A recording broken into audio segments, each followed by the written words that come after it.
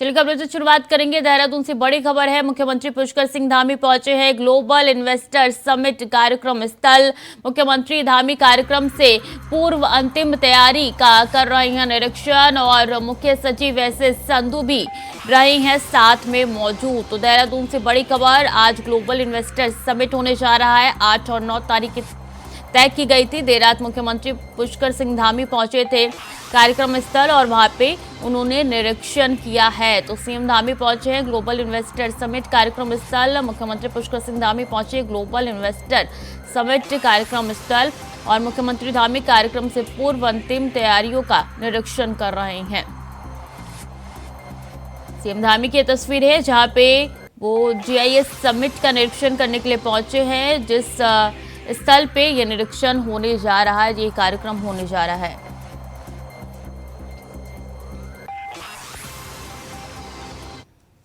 Uttarakhand investment summit में India voice आपका स्वागत करता है और आज से इसकी शुरुआत होने जा रही है।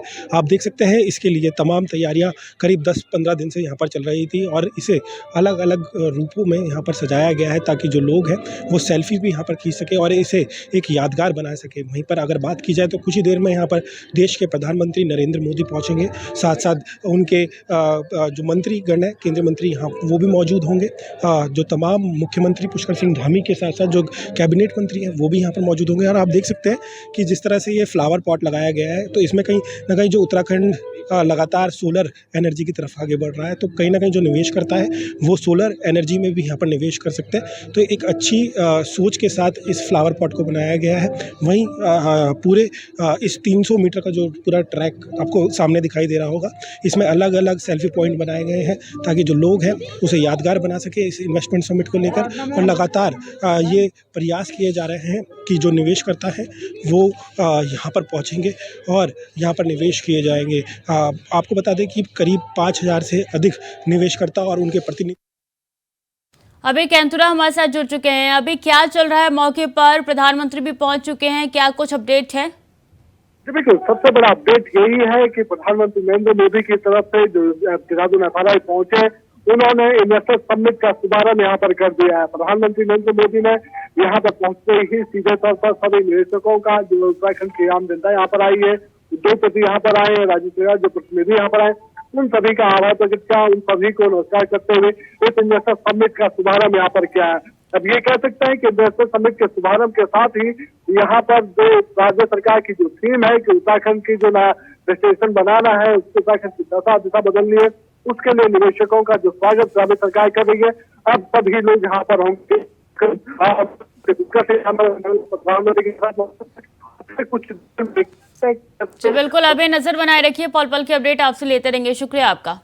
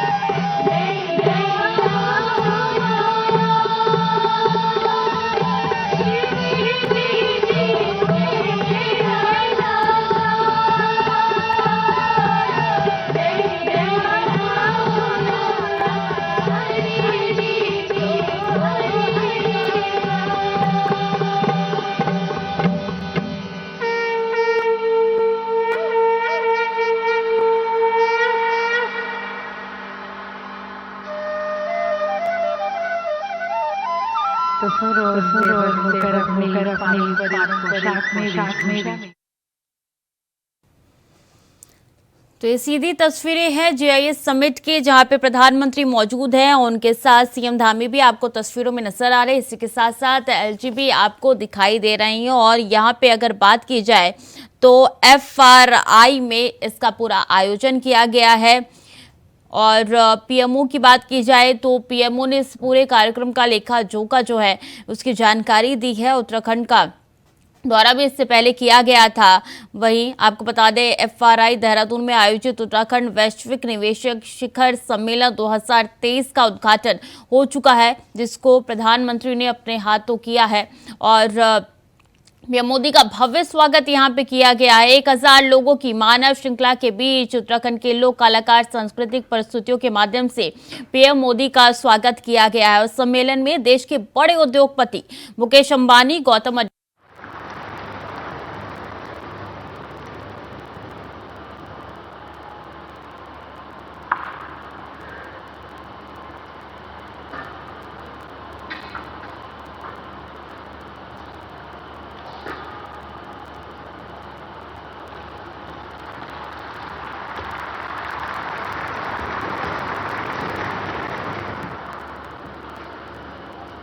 इन्वेस्टर समिट डेस्टिनेशन उत्तराखंड, इसके उद्घाटन समारोह में आज के इस उद्घाटन समारोह के मुख्य अतिथि हमारे पथ प्रदर्शक, मां भारती के सच्चे सपूत और विश्व के सर्वाधिक लोकप्रिय नेता, हमारे देश के यशस्वी प्रधानमंत्री आदरणीय नरेंद्र मोदी जी, माननीय राज्यपाल गुरमीत सिंह जी, विधानसभा के अध्यक्ष रितु जी, भाजपा के प्रदेश अध्यक्ष आदरणीय महेंद्र भट्ट जी, हमारे सभी आदरणीय पूर्व मुख्यमंत्रीगण, सभी मेरे साथ मंत्रिमंडल के सभी आदरणीय मंत्रीगण, आदरणीय सांसदगण, आदरणीय विधायकगण और कार्यक्रम में उपस्थित उद्योग जगत से आए हुए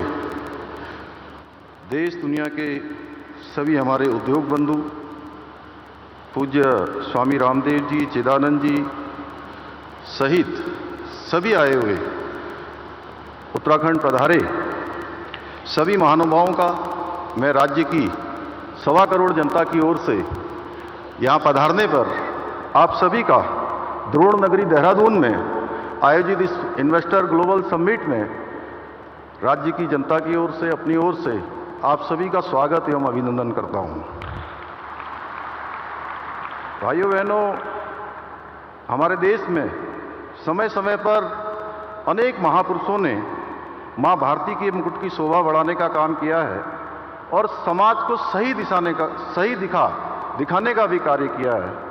इनमें से कई ऐसी विभूतियां हैं जिनके बारे में हमने केवल सुना है या उन्हें प्रत्यक्ष रूप से देखा नहीं है, लेकिन जब भी हम आज राष्ट्र ऋषि आदरणीय प्रधानमंत्री जी की ओर देखते हैं तो हमें उन सभी महान विभूतियों का अंश हमारे प्रधानमंत्री जी में दिखाई देता है। आदरणीय प्रधानमंत्री जी जहां स्वामी विवेकानंद की भांति भारतीय संस्कृति की पताका को पूरे विश्व में लहराने का काम उनके माध्यम से हो रहा है, सरदार वल्लभ भाई पटेल की भांति राष्ट्र को सुदृढ़ एवं संगठित बना रहे हैं, बाबा साहब अंबेडकर की भांति शोषितों और वंचितों को उनकी चिंता कर रहे हैं और हमारे पंडित दीनदयाल उपाध्याय जी की तरह उनके आदर्शों पर चलते हुए अंत्योदय के स्वप्न को साकार करते हुए समाज के अंतिम छोर में खड़े हुए व्यक्ति तक हर सुविधा पहुंचाने का काम कर रहे हैं। यह हमारा सौभाग्य है कि हम आदरणीय प्रधानमंत्री जी के नेतृत्व में उस महान यात्रा के सहयात्री हैं, जिस यात्रा का गंतव्य भारत को परम वैभवशाली राष्ट्र के रूप में खड़ा करना है। आदरणीय प्रधानमंत्री जी जिस कठिन परिश्रम द्वारा भारत को पुनः विश्व गुरु बनाने के लिए प्रयत्नशील हैं, यह न केवल मेरे जैसे सामान्य व्यक्ति को बल्कि भारत के 140 करोड़ भारतीयों के मन में और अधिक परिश्रम करने के लिए आशा और विश्वास का बीज भी रोपित करने का काम आपका परिश्रम और आपका संकल्प करता है। आज केवल भारत ही नहीं बल्कि विश्व के अन्य देश माननीय प्रधानमंत्री जी की सोच और उनकी रणनीति और उनके विचारों का अनुसरण करते हैं। हमारे शास्त्रों में कहा गया है, महाजनो येन गथा सा पंथा, यानी कि जिस मार्ग पर विद्वान लोग चलें उस मार्ग का अनुसरण करना चाहिए। हम भी हमारे मार्गदर्शक आदरणीय प्रधानमंत्री जी के बताए मार्ग पर चलकर उत्तराखंड को देश का श्रेष्ठ राज्य बनाने के लिए हमारा विकल्प रहित संकल्प को लेकर एकनिष्ठ होकर लगातार उसके लिए प्रयत्न कर रहे हैं। भाइयों बहनों, डेस्टिनेशन उत्तराखंड का मुख्य उद्देश्य ग्रीन इकोनॉमी, रोजगार को लेकर इकोलॉजी और इकोनॉमी के द्वारा राज्य का समुचित विकास करना है। किसी ने ठीक कहा है कि बुलंदियों पर पहुंचने से पहले बुलंदियों पर पहुंचने से मुश्किल है बुलंदियों पर बने रहना। बुलंदियों की छूने की कोशिश का हौसला हमने आपसे पाया है। आदरणीय प्रधानमंत्री जी द्वारा गुजरात में वहां के मुख्यमंत्री रहते हुए वाइब्रेंट गुजरात शुरू किया और वो धीरे धीरे केवल भारत के अंदर ही नहीं बल्कि दुनिया का मॉडल बन गया। उसी से प्रेरणा लेकर हमने डेस्टिनेशन उत्तराखंड की थीम पर इन्वेस्टर समिट का आयोजन किया है। हमारा प्रयास होगा कि हर 2 वर्षों में इस प्रकार के आयोजन को करें। हमने ग्लोबल इन्वेस्टर समिट में जब हम ये शुरू कर रहे थे तो 2.5 लाख करोड़ रुपए का निवेशकों के साथ करार का लक्ष्य रखा था। मुझे आपको बताते हुए खुशी हो रही है कि हमने इस लक्ष्य से अधिक निवेश के प्रस्तावों पर अभी तक हस्ताक्षर किए जा चुके हैं। और यह बताते हुए भी मुझे अत्यंत हर्ष का अनुभव हो रहा है कि इस बार हमने पहले से ही इनको धरातल पर उतारने के लिए भी लगातार प्रयास किया है। उसका परिणाम हुआ है कि 44,000 करोड़ रुपए का अभी तक निवेश धरातल पर उतार दिया गया है। इसके लिए प्रयास हो रहा है और इसके धरातल पर उतरने से लाखों रोजगारों का सृजन भी यहां पर होगा। हमारा राज्य एक शानदार होस्ट है। हम प्रत्येक वर्ष करोड़ों तीर्थ यात्रियों का और पर्यटकों का आतिथ्य सत्कार करते हैं। करीब 1.25 करोड़ की आबादी वाला हमारा राज्य लगभग 7 करोड़ लोगों का प्रबंध करता है। इसके बावजूद हमारे राज्य की जो कानून व्यवस्था है वो उच्च कोटि की है। भाइयों बहनों, जितना मैं समझ पाया हूं उसके अनुसार एक निवेशक को अच्छा बिजनेस एटमॉस्फेयर, अच्छी कानून व्यवस्था, इन्वेस्टमेंट फ्रेंडली नीतियां और बेहतर कनेक्टिविटी तो चाहिए ही, साथ में सबसे महत्वपूर्ण अच्छा स्वास्थ्य और अच्छी आबो हवा भी है। और हमारा राज्य आपके इन्वेस्टमेंट के सारे मापदंडों को पूरा करता है। उत्तराखंड में लैंड बैंक, पॉलिटिकल स्टेबिलिटी और सशक्त लॉ एंड ऑर्डर आपके लिए एक अनुकूल माहौल का निर्माण करते हैं।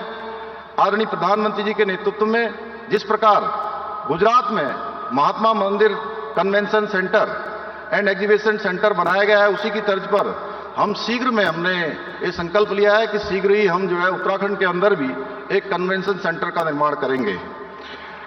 मुझे ये बताते हुए भी प्रसन्नता हो रही है कि हमने विभिन्न सेक्टर्स में निवेश मित्र की नियुक्ति की है जो 5 करोड़ रुपए से अधिक की पूंजी निवेश करने वाले उद्यमों के लिए सिंगल पॉइंट ऑफ कांटेक्ट होंगे। उत्तराखंड में किया गया निवेश सुरक्षित हाथों में है और हम आप सभी को यह विश्वास दिलाते हैं कि हमारे प्रधानमंत्री जी के नेतृत्व में उत्तराखंड में निवेश करने पर आपको किसी भी प्रकार की किसी समस्या का सामना नहीं करना पड़ेगा। भाइयों बहनों, आज आदरणीय प्रधानमंत्री जी के नेतृत्व में सिर्फ कुछ वर्षों के भीतर ही उत्तराखंड ने अपनी एक नई पहचान स्थापित की है। अब उत्तराखंड को good governance and investor friendly policies के लिए भी जाना जाता है। बीते कुछ वर्षों में आधुनिक इंफ्रास्ट्रक्चर के जो सपने हमने देखे थे वो सपने भी धीरे धीरे सच होते हुए नजर आ रहे हैं। आज उत्तराखंड में जहां एक और परिवहन सेवाओं का विस्तार हुआ है, वहीं अब नए एयरपोर्ट्स, रोपवे तथा हेलीपोर्टों के निर्माण तथा कनेक्टिविटी के क्षेत्र में उत्तराखंड एक अपनी अलग पहचान बना रहा है। भाइयों बहनों, हम नौजवानों को प्रदेश में जो इंडस्ट्री का आईटी हब बनाना चाहते हैं, हम प्रदेश में स्थित हमारे जो एक से एक आज विश्व स्तरीय संस्थान है, पंतनगर विश्वविद्यालय, IIT Roorkee, FRI, IIM Kashipur जैसे विश्व स्तरीय संस्थाओं से निकलने वाली हमारी युवा पीढ़ी को राज्य के अंदर ही रोजगार भी देने के लिए हम प्रयास कर रहे हैं। हमारे पास सामर्थ्य है और यही विश्वास हम अपने निवेशकों को भी दिलाते हैं। भाइयों बहनों, एक और डबल इंजन का मजबूत इरादा, दूसरी तरफ संभावनाओं से भरा हुआ उत्तराखंड, इससे बेहतरीन कॉम्बिनेशन शायद ही कहीं और मिले। आपका निवेश आपके लिए शुभ हो, मंगलकारी हो, इसी कामना के साथ उत्तराखंड में निवेश करने के लिए उद्योग जगत के प्रतिनिधियों को मैं अनेक अनेक शुभकामनाएं देता हूं और उत्तराखंड का मुख्य सेवक होने के नाते ये भरोसा दिलाता हूं कि हमारी सरकार आपके सपनों को साकार करने के लिए, आपके संकल्पों को सिद्ध करने के लिए पूर्ण रूप से प्रतिबद्ध है। आप इस देवभूमि में पधारिए, शानदार संभावनाओं को समेटे हुए डेस्टिनेशन उत्तराखंड आपके स्वागत के लिए तैयार है, तत्पर है। अंत में एक बार फिर से आप सभी का मैं स्वागत करता हूं और आदरणीय प्रधानमंत्री जी का, जिन्होंने हमको अपना आशीर्वाद दिया, मार्गदर्शन दिया और आज यहां पधार कर हमारा इस मार्ग का और तेजी से चलने के लिए हमारा प्रोत्साहन किया।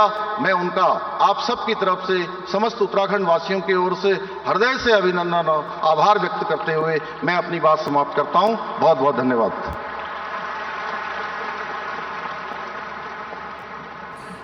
तो सीएम धामी की बड़ी बातें हैं जो आपको बता रहे हैं कि पीएम मोदी से सीखना चाहिए। 27,900 सशक्त उत्तराखंड बनाने का जो आपकी सोच, मंशा, नीतियां और जो संकल्प है वो हमारे साथ साझा करने के लिए धन्यवाद।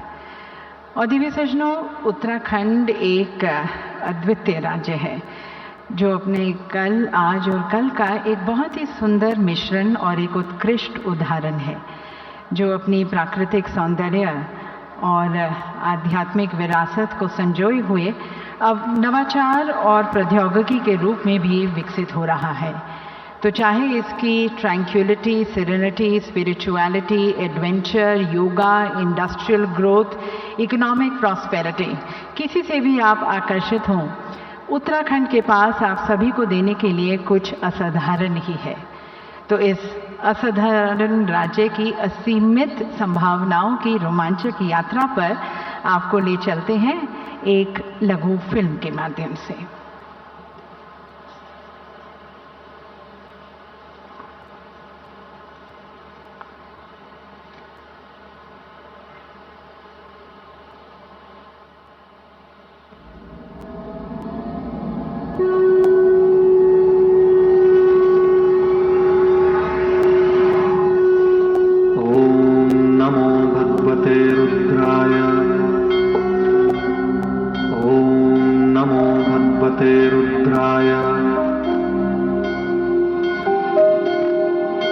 India, a motherland of 1 billion devotees and the enduring power of faith. The land of generosity, spirituality and prosperity.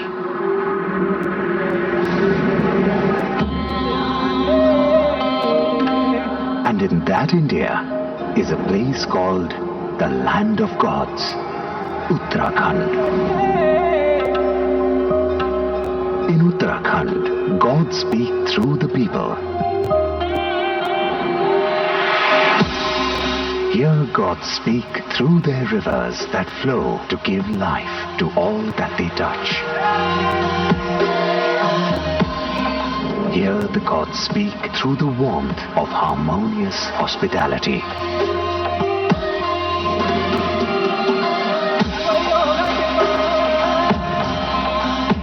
Here music revives and art unites.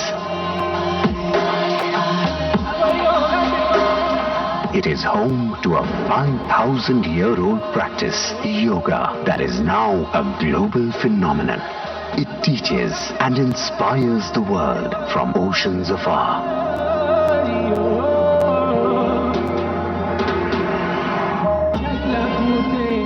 And in the pursuit of a developed India, the transformative leadership of our Honorable Prime Minister, Shri Narendra Modi, has been pivotal over the past decade, recognizing the significance of the 21st century. He rightly said, 21वीं शताब्दी का ये तीसरा दशक ये उत्तराखंड का दशक है। India is advancing towards Viksit Bharat in accordance with the Prime Minister's vision. Over the last decade, initiatives like Make in India, Ease of Doing Business, and Export Boosts have made India a global manufacturing hub. This reflects India's commitment to sustainable growth and international prominence under the visionary leadership of the Honorable Prime Minister. Inspired by his guidance and trust, Honorable Chief Minister Shri Pushkar Singh Dhami has undertaken many initiatives towards the development of Uttarakhand. Uttarakhand is not only growing spiritually but also evolving as a hub for economic prosperity in different sectors, where Uttarakhand stands tall on the global stage. Starting with the logistics sector. Under the logistics policy, businesses are subsidized 20% of the project cost up to INR 32 crores.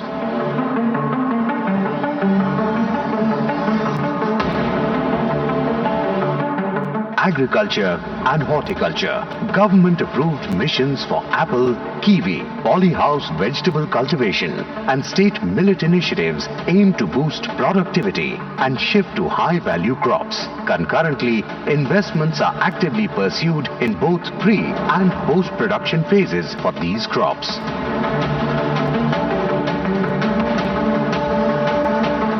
To aid the growth of IT and ITES, IT-enabled services, the state government has come out with its service sector policy, granting a 25% subsidy for promoting IT and IT-enabled services. Civil aviation.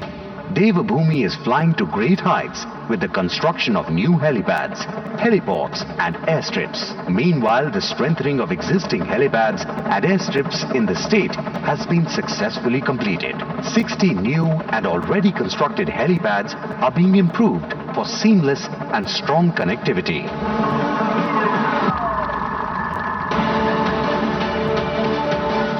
Health. Top healthcare facilities like AIIMS have a presence in Uttarakhand. Because of its pleasant weather and easy connectivity, the state has abundant opportunities for medical tourists to come and recuperate in the fresh air and pristine climate of Devabhoomi.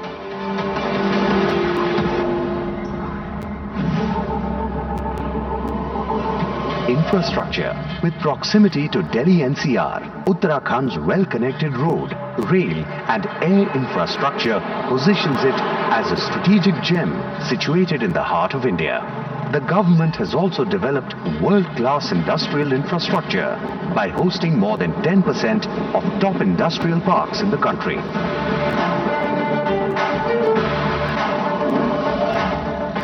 Tourism, the land of gods.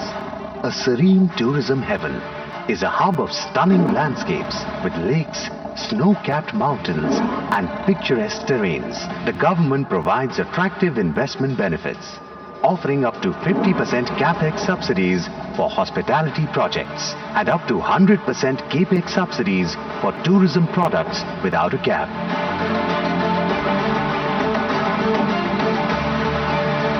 Ayush and Wellness. Tourists bring business opportunities in areas of Ayush and Wellness, which has also helped the state become an appealing destination for hotels and tourism-related projects.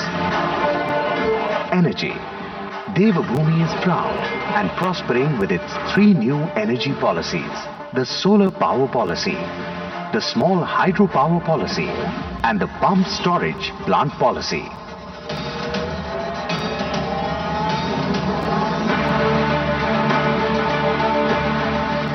This is how the land of gods becomes the land of opportunity, abundance and advancements. And we believe economy with ecology revolution must be sustainable and equitable.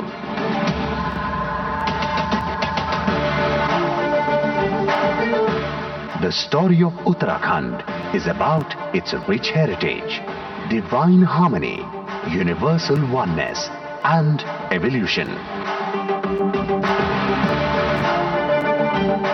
But it is also a story of economic growth, where we remain rooted in our culture. as we rise towards all-round revolution.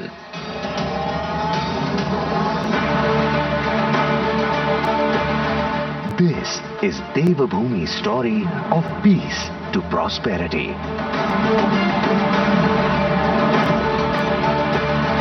This is Uttarakhand.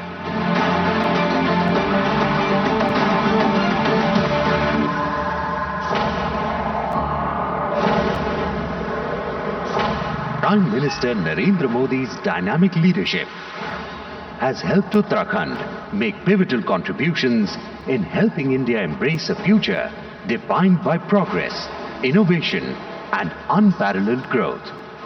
We are honored to have our esteemed Prime Minister Shri Narendra Modi inaugurate the Global Investors Summit, which will set the stage for Uttarakhand to scale even greater heights on the global landscape. This is the destination where businesses thrive, peace to prosperity. The world is coming here. Come to Uttarakhand. Let's build together.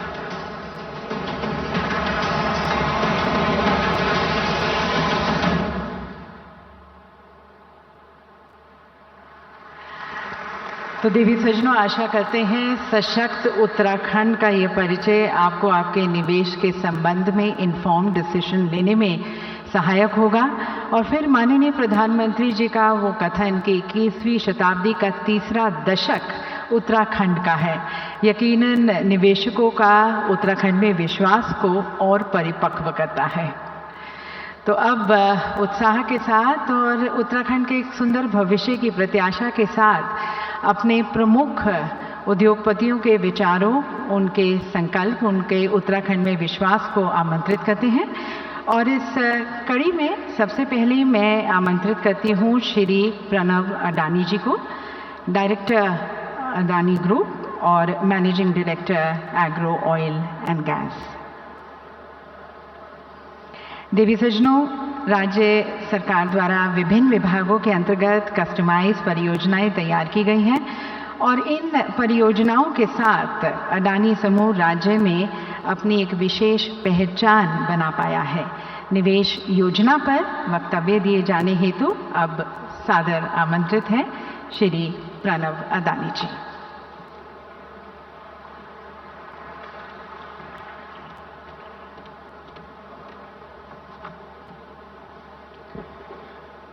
Honorable Prime Minister of India, Shri Narendra Bhai Modi ji, Honorable Chief Minister of Uttarakhand, Shri Pushkar Singh Dhami ji, distinguished speakers, leaders and administrators, captains of the industry, and my dear friends, thank you for the honor and privilege of addressing such an eminent gathering.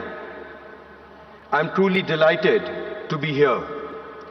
It's always a pleasure to return to Dehradun, which holds a special place in my heart. Every time I visit, I get this feeling that this is a place that seems to get more and more beautiful as the years go by. Like Dehradun, Uttarakhand too is a treasure trove of unforgettable experiences, both physical and spiritual. No other place on earth can claim to be the gateway to so many holy places. No wonder the people call Uttarakhand the land of gods. And it doesn't stop there. Uttarakhand has now become one of the India's most attractive gateways for private sector investment. It's not surprising because the last 5 years have been a rapid transformation in how the state approaches growth and development.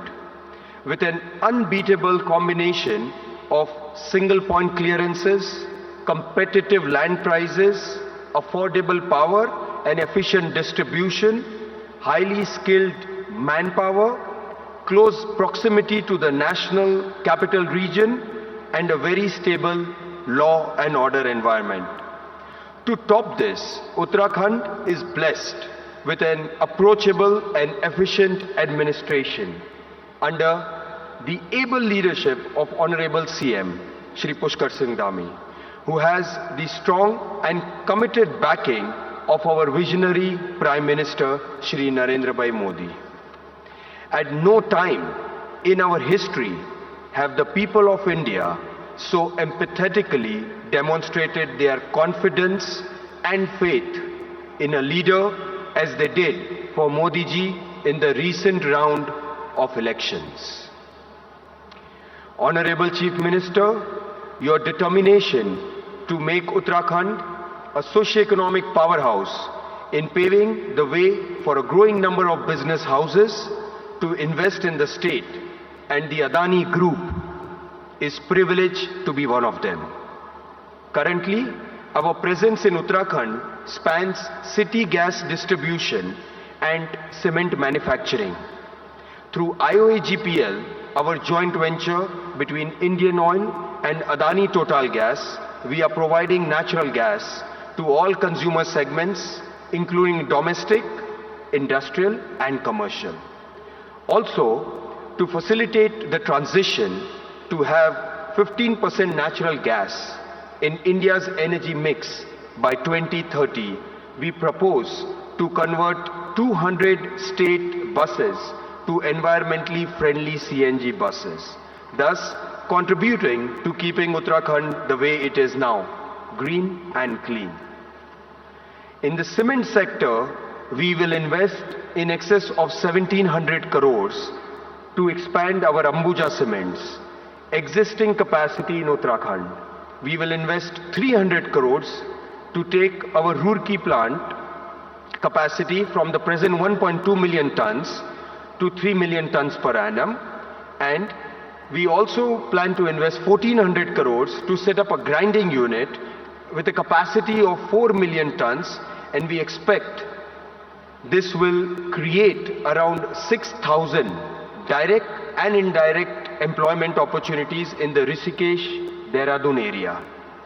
In the Kumaon region, we have taken up a project of over 800 crores to install smart meters for the Uttarakhand Power Corporation, in line with the Government of India's plan to replace conventional electric meters with the smart prepaid meters. We are also exploring the development of a 1,000-acre land parcel in Pantnagar. The possibilities include infrastructure for an aerocity, an inland container depot, logistics, warehousing, and a knowledge park. Honorable Chief Minister, we are only getting started. The Adani Group is excited by the great range of investment opportunities now emerging in Uttarakhand. In parallel, power distribution, digital services, roads and highways, multimodal logistics, renewable energy, and much more. Our ongoing projects here are just the first step in building long-term relationship of trust and progress with Uttarakhand. On behalf of the Adani Group, I thank you, Honorable Prime Minister and Honorable Chief Minister, for the inspiration, guidance and support that you are providing as we do our humble bit to help write the Uttarakhand and the Indian growth story. Thank you. Jai Hind.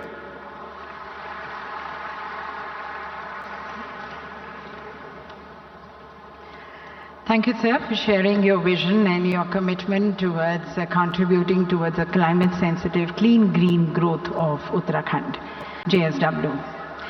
देवी सज्जनों, राज्य सरकार द्वारा देश की पहली pump storage नीति तैयार की गई है, जिसमें विकासकर्ता द्वारा स्वयं परियोजना स्थल का चयन किया जाता है और विभाग सीधे विकासकर्ता को परियोजना निर्माण की अनुमति प्रदान करता है।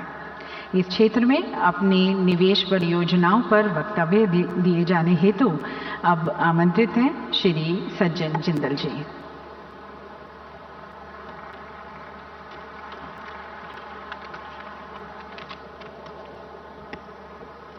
माननीय प्रधानमंत्री श्री नरेंद्र मोदी जी, देवभूमि उत्तराखंड के राज्यपाल और चीफ मिनिस्टर श्री पुष्कर धामी जी एवं सभी अधिकारीगण, ऑल एक्सीलेंसीज फ्रॉम डिफरेंट कंट्रीज, यहाँ आए उद्योग जगत के मेरे साथी भाइयों और बहनों, हमारे प्रधानमंत्री जी श्री नरेंद्र मोदी जी, जिन्हें हम एक युग पुरुष मानते हैं, उन्हें उत्तराखंड से विशेष प्रेम है क्योंकि उन्होंने अपने जीवन के बहुत बहुमूल्य दिन बल्कि वर्ष यहाँ व्यक्तिगत रूप से यहाँ व्यतीत किए हैं।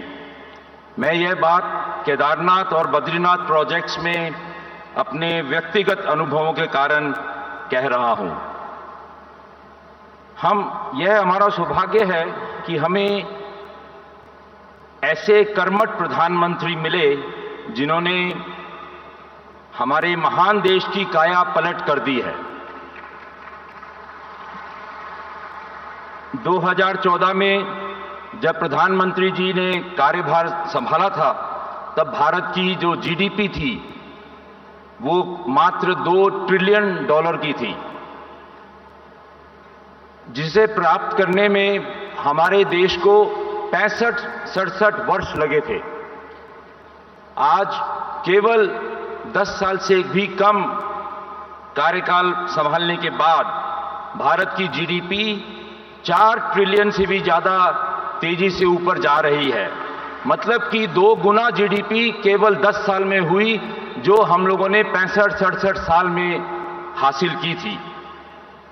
और हम बहुत तेजी से दुनिया की तीसरी सबसे बड़ी अर्थव्यवस्था बनते जा रहे हैं। यह सब केवल प्रधानमंत्री जी के नेतृत्व का कमाल है कि हम इतनी तेजी से बढ़ पा रहे हैं।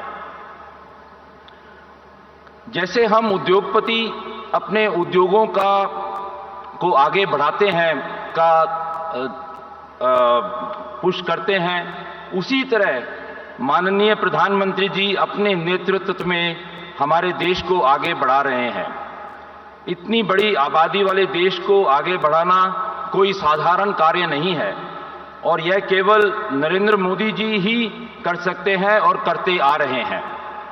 यह हम सब के लिए एक प्रेरणा का स्रोत है। मैं प्रधानमंत्री जी का तहे दिल से धन्यवाद करना चाहता हूं कि उन्होंने हमारे देश को एक ग्लोबल सुपर पावर बनने की राह पर चला दिया है। उद्योग जगत के साथ साथ प्रधानमंत्री जी ने हमारे देश के पुराने मंदिरों और तीर्थ स्थानों का जीर्णोद्धार करते हुए उन्हें तंग गलियों से निकालकर महान दार्शनिक स्थलों में परिवर्तित कर दिया है। आने वाले समय में हमारी नई पीढ़ी ये याद करेगी कि किसी समय एक प्रधानमंत्री नरेंद्र मोदी जी थे जिन्होंने पूरे देश का कार्यकल्प किया था और जिनका लक्ष्य हमारे महान राष्ट्र को एक विकसित राष्ट्र में बदलने का था।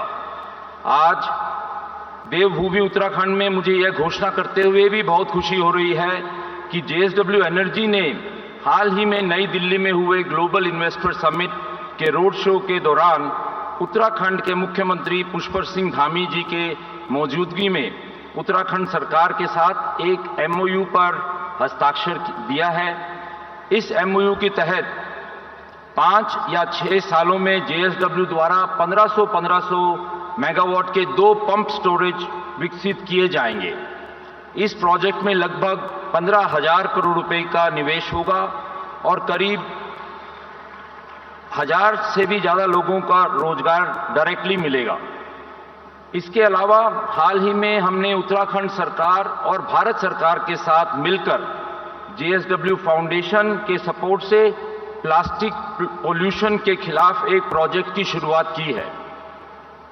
ये प्रोजेक्ट केदारनाथ मंदिर के प्रांगण में और उस केदार नगरी के अंदर किया गया है और इसका नाम हम लोगों ने क्लीन केदारनाथ प्रोजेक्ट के द्वारा एक बदलाव लाने की कोशिश करने की है। रोजाना केदारनाथ में काफी मात्रा में प्लास्टिक का उत्पादन का एक वेस्ट जनरेट होता है, क्योंकि जो तीर्थयात्री आते हैं वो पानी की बोतल और प्लास्टिक वगैरह यूज़ करते हैं और वहीं पर फेंक देते हैं। तो जो तीर्थयात्री क्लीन केदारनाथ प्रोजेक्ट के सिस्टम के अंतर्गत दुकानों से यूनिक QR कोड वाली प्लास्टिक बोतल खरीदते हैं, उन्हें खाली बोतल वेंडिंग मशीन में जमा कराने पर 10 रुपया UPI या कैश द्वारा रिफंड किया जाएगा। क्लीन केदारनाथ प्रोजेक्ट नवंबर महीने से शुरू कर दिया गया है इसी साल, और इसके लिए जो भी स्टाफ वगैरह जो भी क्लीनिंग करने के लोग थे उनको भी रख दिया गया है। केदारनाथ में इस प्रोजेक्ट के सफल इम्प्लीमेंटेशन पर हम इसे अन्य धार्मिक स्थानों पर भी विस्तारित करेंगे जो अलग अलग देश के अलग अलग जगह पर है। तो इससे मुझे पूरी उम्मीद है कि हम अपने जितने भी धार्मिक स्थल हैं वहाँ पर प्लास्टिक का जो गार्बेज है, जितना भी वेस्ट है, उसको इकट्ठा कर सकेंगे और यूज़ कर सकेंगे। अंत में मैं उत्तराखंड सरकार का धन्यवाद अदा करना चाहूँगा कि उन्होंने मुझे यहाँ आने का मौका दिया, और प्रधानमंत्री जी को भी ये आश्वासन देना चाहूँगा कि हम लोग इस देश को आगे बढ़ाने के लिए आपके साथ हर कार्य में आपके साथ हैं, और जैसे भी आपकी आज्ञा होगी, जैसे भी आपकी डायरेक्शन होगी, हम उसके हिसाब से देश को आगे बढ़ाने में आपके साथ मिलजुल कर आगे बढ़ाएंगे। बहुत बहुत धन्यवाद। जय हिंद। बहुत बहुत धन्यवाद सर आपके आश्वासन के लिए, उत्तराखंड के प्रति आपके कमिटमेंट के लिए। और अब आमंत्रित हैं श्री संजीव पुरी जी, मैनेजिंग डायरेक्टर ITC। राज्य सरकार द्वारा वृहद क्षेत्र के उद्यमियों की स्थापना के प्रोत्साहन हेतु कस्टमाइज पैकेज नीति तैयार की गई है, जो देश में अपनी तरह की अद्वितीय नीति है। नीति के अंतर्गत उद्यमी एवं सरकार के शीर्ष अधिकारी चर्चा कर बनी सहमति के आधार पर वित्तीय प्रोत्साहन अनुमय करते हैं। इस नीति के अंतर्गत राज्य में अपनी निवेश परियोजनाओं पर वक्तव्य दिए जाने हेतु आमंत्रित हैं श्री संजीव पुरी जी।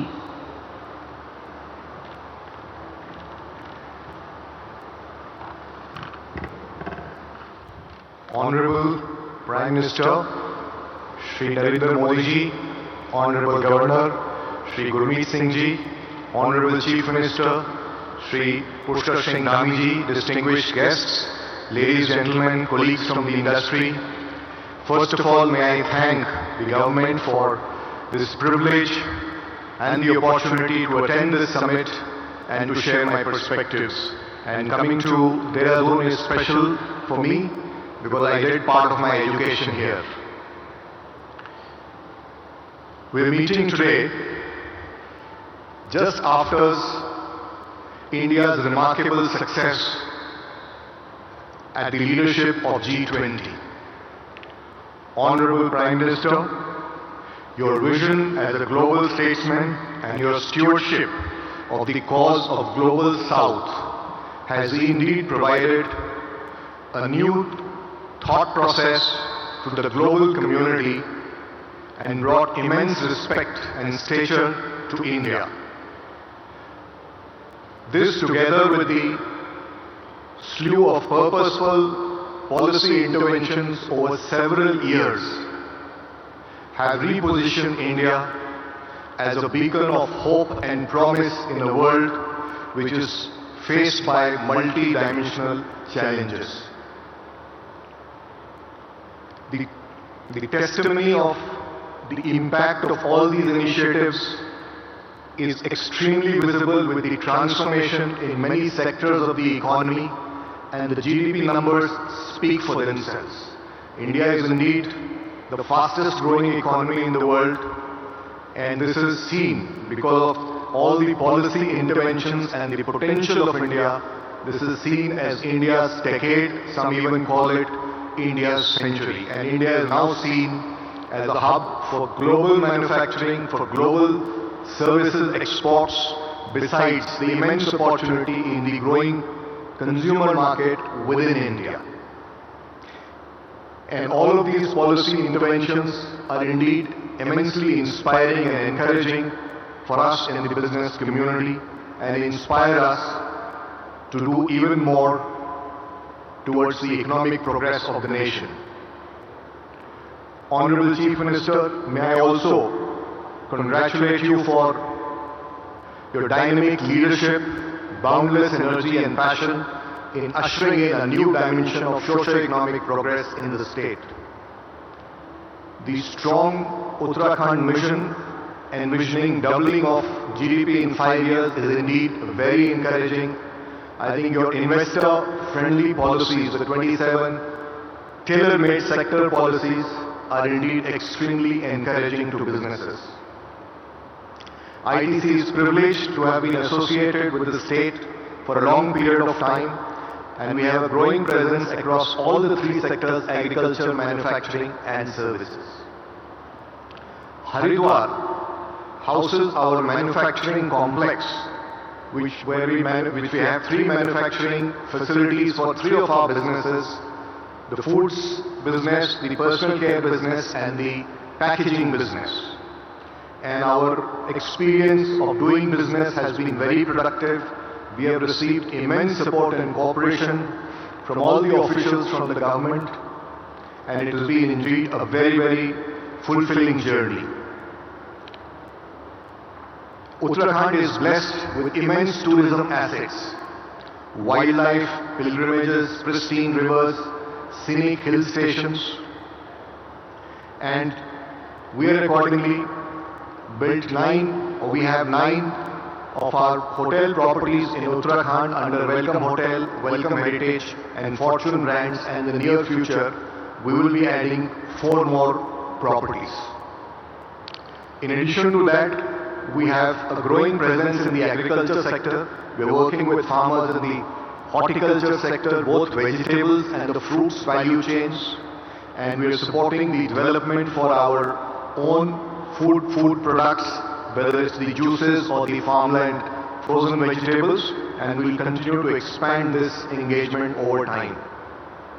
Encouraged by our experience of working in Uttarakhand, the investor-friendly policies, we are now intending to put up a very large-scale investment in the state of Uttarakhand. The center of gravity of our paperboard business so far lies in Bhadrachalam in Telangana, where we have been there for 4 decades. It's our largest site. The site is today saturated, and we are now looking for another mega site to fuel our growth for the next couple of decades. And I'm happy to say that we intend to put this facility in Uttarakhand. Besides the investor-friendly policies, I think what is very important, it provides the opportunities for a green manufacturing, which is the need of the hour because of the sources of renewable power. Our investment in this facility, which will be an integrated pulp mill, is estimated to be about 4,000 crores. And this site, of course, has the potential to triple capacity over a long-term period, because this site is something that will see continued investment for more than a decade as we build the subsequent phases of development. But what is more important to us as we envision this facility is our commitment to sustainable and inclusive growth.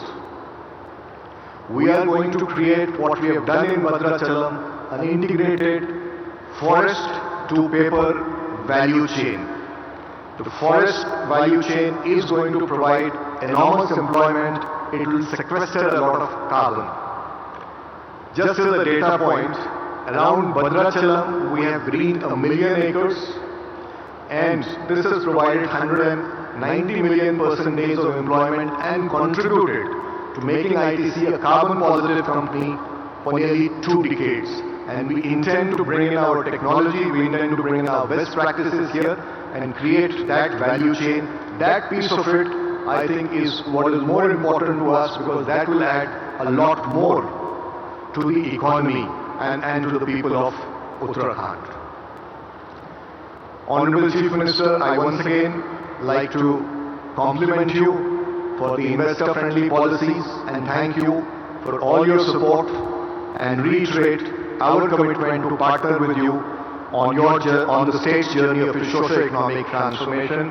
And I also like to take this opportunity to once again congratulate Honorable Prime Minister for his visionary leadership and to also reiterate ITC's commitment to continue to invest and do our bit in partnering the government towards sustainable and inclusive growth.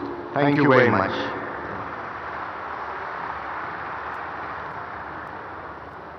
Thank you very much, sir, for being partners in success towards the growth story of Uttarakhand.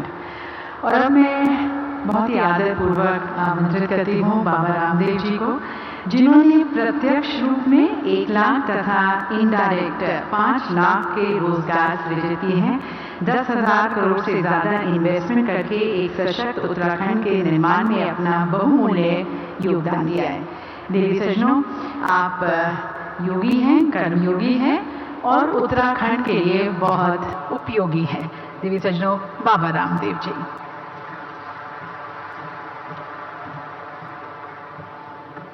Uttarakhand के बहुत ही गौरव का एक क्षण है। आपकी इतनी बड़ी उपस्थिति है तो एक बार भारत माता के उद्घोष के साथ अपनी उपस्थिति दर्ज कराइए। बोले भारत माता की। जरा हाथ ऊपर उठे नहीं, क्या टेक्निकल प्रॉब्लम है? भारत माता की वंदे।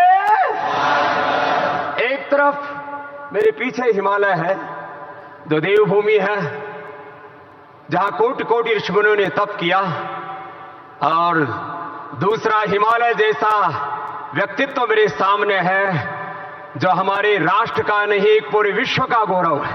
ऐसे लोकतंत्र के सिरमौर, विकसित भारत के स्वप्न दृष्टा, संस्कृति मूलक समृद्धि के, पुरुषार्थ मूलक परमार्थ के, निवृत्ति मूलक प्रवृत्ति के, और इस देश के 140 करोड़ लोगों के जो अभिभावक हैं। पहली बार हम भारत के किसी प्रधानमंत्री को ये कहते हुए सुन रहे हैं और उसको जीते हुए देख रहे हैं, जो भारत के 140 करोड़ लोगों को अपना परिवार मानता और पूरे विश्व को अपना परिवार मानता है। जब वो कहते हैं कि मैं किसी जात पात में विश्वास नहीं रखता, मेरे लिए एक गरीब जाति है, एक स्त्री जाति है, एक युवा जाति है, एक कृषक जाति है, और मैंने सबको उभारता हुआ भारत को परम वैभवशाली देखना चाहता हूं, और जो विकसित भारत का सपना दिया है आदरणीय प्रधानमंत्री जी ने, $5 ट्रिलियन इकोनॉमी का, जितने भी हमारे अर्थतंत्र के बड़े बड़े यहां पर भामाशाह हैं, बड़े बड़े उसके ताकतवर लोग हैं जिनकी गूंज पूरी दुनिया में है, हम सब मिलकर के प्रधानमंत्री जब 5 ट्रिलियन से भी ज्यादा बड़ी इकोनॉमी भारत की खड़ी करना चाहते हैं, अपना अपना उसमें योगदान दें, तो हमारा भी एक कमिटमेंट है उत्तराखंड से लेकर के पूरे देश के लिए। हमने शून्य से अपनी यात्रा हरिद्वार से शुरू की थी। आज मैं प्रधानमंत्री जी के सामने जितना अभी तक हमने उत्तराखंड में निवेश किया और यहां पर लोगों को रोजगार दिया, आगे भी करीब 10,000 करोड़ रुपए का नया निवेश और 10,000 से ज्यादा लोगों को रोजगार पतंजलि देगा। ये आपके सामने अपनी प्रतिबद्धता व्यक्त करता हूं। प्रधानमंत्री जी का इतना बड़ा व्यक्तित्व, बहुतों को ईर्ष्या होती है, लेकिन ये व्यक्तित्व अर्जित करने के लिए उन्होंने कितना कुछ सैक्रिफाइस किया है। कितने लोग हैं जो भारत विरोधी, सनातन विरोधी, जो फूटी आंख नहीं देखना चाहते मोदी साहब को, लेकिन किसी की परवाह न किए बिना विकल्प रहित संकल्प और अखंड प्रचंड पुरुषार्थ के साथ भारत, एक नए भारत का वो जो निर्माण कर रहे हैं, और उसमें उत्तराखंड, जहां के हमारे यशस्वी मुख्यमंत्री जी बड़े ही सहज सरल, सिंगल विंडो, जितने भी यहां पर कॉर्पोरेट्स आए हुए हैं उनके लिए सिंगल विंडो हमारे धामी जी हैं। एक बार जोरदार अभिनंदन हमारे मुख्यमंत्री जी का। माने लॉ एंड ऑर्डर की बात और पीस के साथ प्रॉस्पेरिटी के नए सोपान घड़ने की बात हो, भ्रष्टाचार मुक्त, अपराध मुक्त, प्रदूषण मुक्त, एक बहुत ही सुंदर वातावरण मैं तो जितने भी कॉर्पोरेट हाउसेज यहाँ आए हैं मैं सबसे कहूंगा उद्योग धंधा यहां भी करना, बाहर भी करना, लेकिन जितने भी कॉर्पोरेट हाउस हैं एक हाउस अपना उत्तराखंड में बना लेना, आपकी उम्र बढ़ जाएगी। इतना सुंदर ये उत्तराखंड है और इसमें समृद्धि के नए अवसर, वर्ल्ड का health and wellness tourism Uttarakhand, world का स्पिरिचुअल टूरिज्म का डेस्टिनेशन उत्तराखंड, जो डेस्टिनेशन उत्तराखंड की बात हो रही है, हेल्थ और मेडिकल टूरिज्म की बात हो या रिटायरमेंट के बाद, मैं पहले देखता था लोग कोई पुणे बसने जा रहा है, कोई बेंगलोर बसने जा रहा है, अब पूरे देश नहीं पूरी दुनिया के लिए यदि सबसे अच्छा कोई डेस्टिनेशन है तो उत्तराखंड है। इतने अपरिमित संभावनाएं, यदि हम यहां बात इंफ्रास्ट्रक्चर की करें तो इंफ्रास्ट्रक्चर में कितना ही बड़ा अप्रतिम विकास यहां पर हो सकता है। हेल्थ से लेकर के एजुकेशन तक कितने लोग यहां के अलग अलग स्कूलों में पढ़े, जितने भी कॉर्पोरेट हाउस यहां पर आए हैं और जो नहीं आए, मैं तो सबसे कहूंगा CSR फंड से जो पैसा है उसमें से एक स्कूल आप यहां जरूर बनाइए। इससे जहां उत्तराखंड के बालक पढ़ेंगे पूरे देश के बच्चे आकर पढ़ेंगे। कुछ रेसिडेंशियल बनाइए, कुछ डे बोर्डिंग बनाइए। यहां हेल्थ के लिए, एजुकेशन के लिए, इन्वायरमेंट के प्रोजेक्ट की बात हो, एग्रीकल्चर को अर्जुन मुंडा, साबरनंद सोनवाल और दुष्यंत में गए तो बद्री गाय का घी 250 रुपए किलो का मुझे दिया।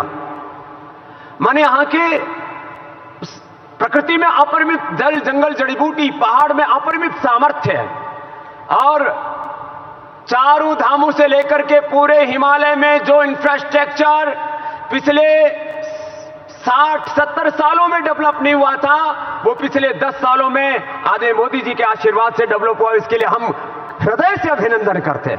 पहले हम जाते थे 4 धाम तो पूरा दिन लग जाया करता था एक धाम पहुंचने में ही।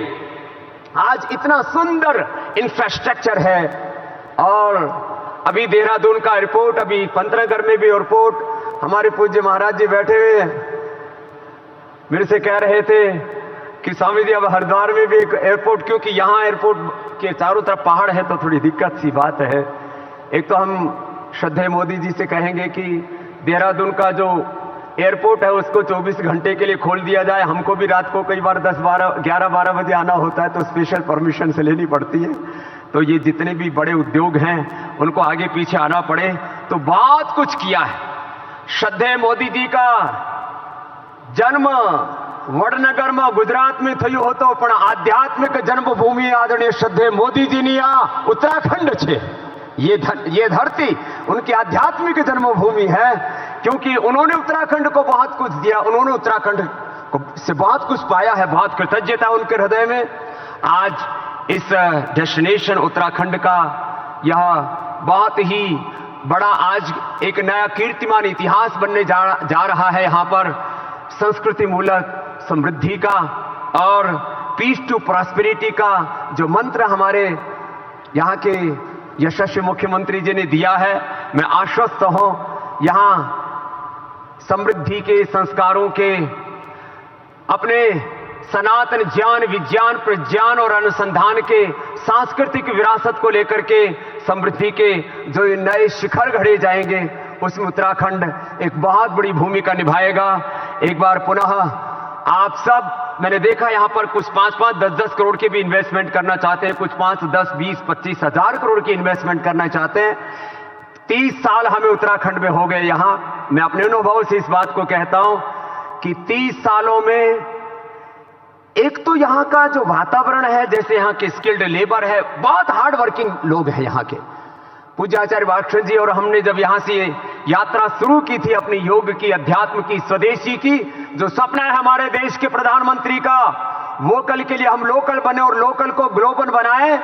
ये उत्तराखंड मात्र एक इन्वेस्टमेंट की भूमि नहीं है, ये पुण्य भूमि भी है। एक फकीर जो 30 साल पहले यहां पर आया था, 1 रुपए नहीं था, आज हजारों करोड़ का साम्राज्य खड़ा हुआ है, तो उत्तराखंड का आशीर्वाद भी फलता फूलता है।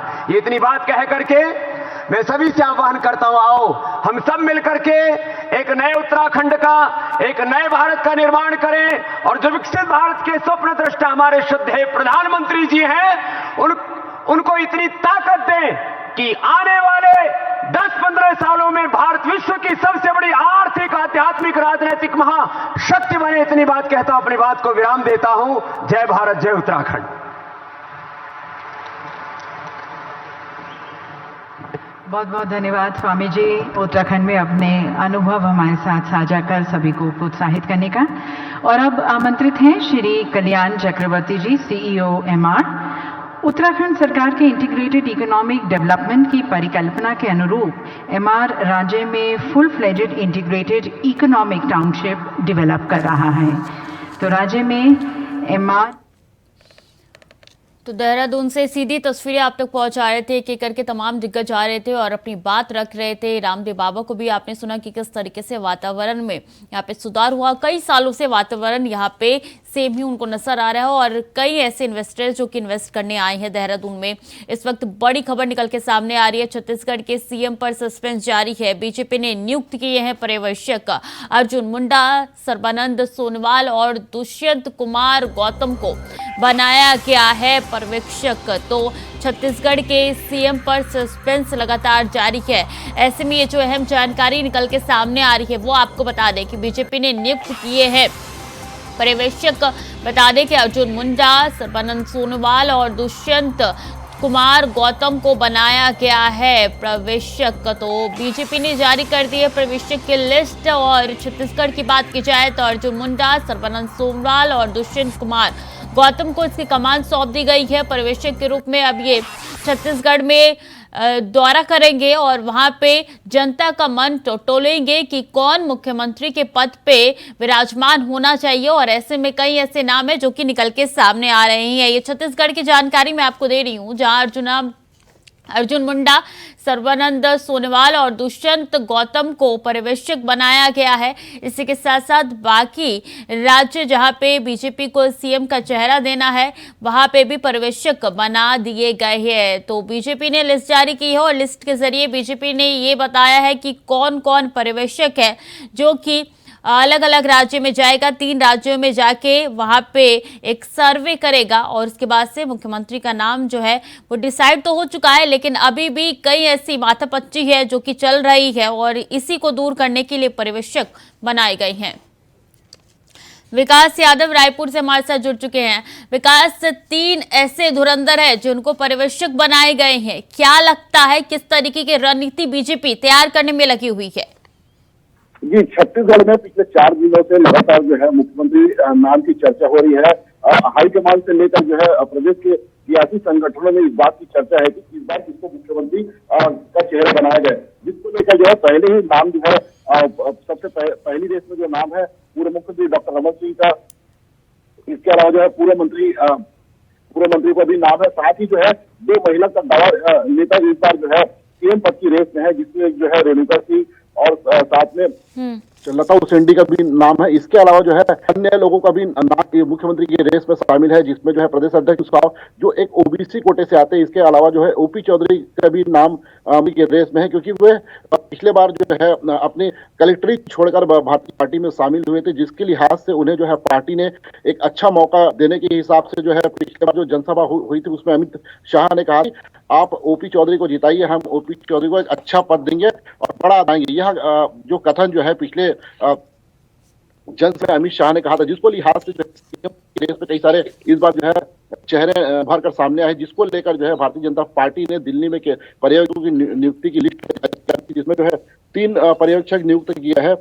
अर्जुन मुंडा, सर्बानंद सोनोवाल और पार्टी महासचिव दुष्यंत को पर्यवेक्षक बनाया है। ये जो है कल छत्तीसगढ़ की राजधानी रायपुर, अब यहाँ पर जो है विधायक दल की बैठक में रायशुमारी की जाएगी कि इस बार जो है आप जो है विधायक दल से पूछा जाएगा कि आप जो किसे मुख्यमंत्री अपना चुनना चाहते हो। तो विधायक दल एक अपनी रायशुमारी को जो है पर्यवेक्षकों के समक्ष अपनी रायशुमारी पेश करके नेता को जो है अपना विधायक दल के नेता चुन सकते हैं।